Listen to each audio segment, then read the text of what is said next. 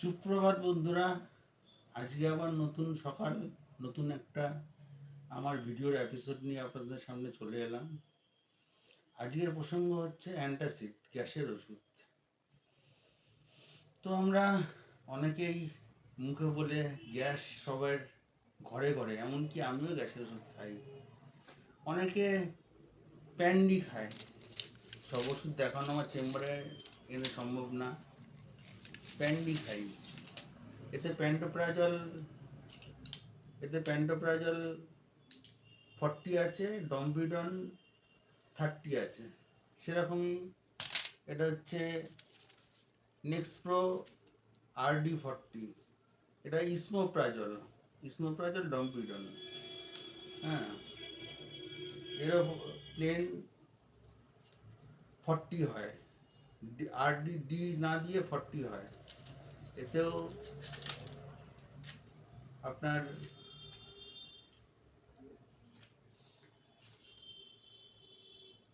Esomeprazole 10 আছে, ডম্পিডন 30 আছে। এবার আসি ওমেস 20, কমন, আপনারা অনেকেই জানেন, অনেকেই জানেন না। ওমেস 20, প্যান 40, অনেকেই জানেন, অনেকেই জানেন না। এটা ইসোলম্বিক ডি, ইসমোপ্রাজল, ডম্পিডন। ওই ডি দিয়ে যেগুলো নাম সব ডম্পিডন। আর কিছু ওষুধ আছে ডাক্তাররা লেখে, ওদের কাছ থেকে শিখেছি। প্যান আইটি, প্যান এল, এটা গ্যাস্ট্রোলজিস্টরা লেখে, আমি দেখেছি। এখানে প্যান্টোপ্রাজল, সম্প্রাজেল, সেটাও হয়। তো বন্ধুরা, আপনারা যখন গ্যাসের ওষুধ কিনবেন, ডি মানে কি? ডম্পিডন মানে বমির ওষুধ। এমনি গ্যাসের ওষুধ খাওয়া, লোকের ঘরে ঘরে এখন গ্যাস হয়। গ্যাসের ওষুধ খাওয়া খুবই খারাপ।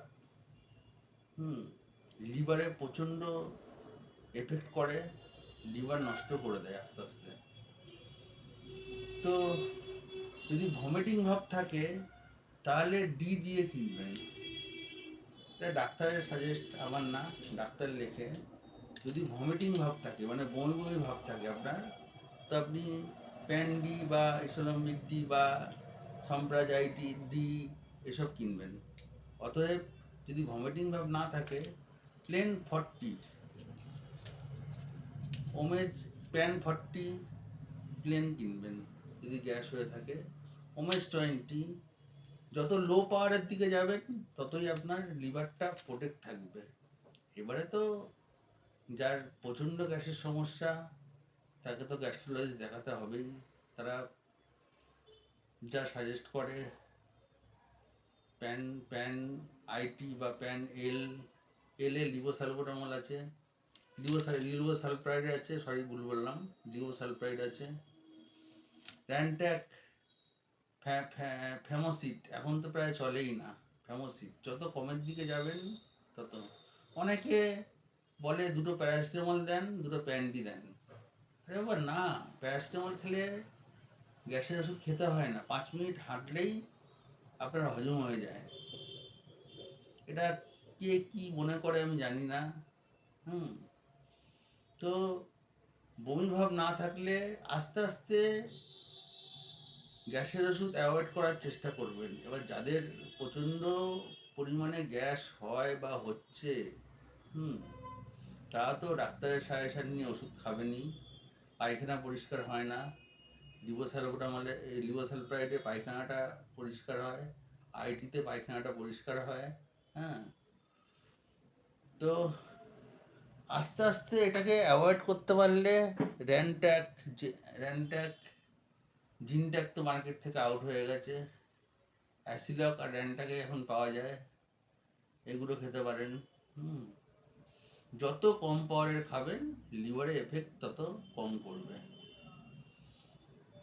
আমি বলি আমার সাজেশনে, মানে আপনারা পলিক্রল, জেলোসিল সব ওষুধ তো আর আমি চেম্বারে আনতে পারি না বন্ধুরা। ভিডিও স্কিপ করবেন না তথ্য দেওয়ার জন্য। পুরো দেখে যান, ভিডিওটা স্কিপ করবেন না, তাহলে তথ্য জানতে পারবেন না। আমি মানুষকে তথ্য দিই, চেম্বারে ব্লগ করি, রোডের ধারে দোকান আওয়াজ বলে। তো আমি সাজেস্ট করব, আমার মনে হয়, এবার কার কি মনে হয় আমি জানি না, বাড়িতে একটা ছোট হয়, 200 ml হয়, পলিক্রল, ডাইজিন, জেলুসিল রেখে দেবেন।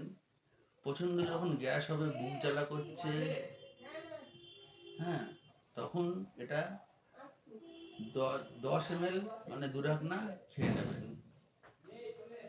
তো আপনাদের বোঝাতে পারলাম, গ্যাসের ওষুধ যত অ্যাভয়েড করবেন তত আপনার লিভার ঠিক থাকবে, আস্তে আস্তে লিভার প্রোটেক্ট থাকবে। এবার যাদের গ্যাসের সমস্যা তারা তো ডাক্তারের কাছে যাবেনই।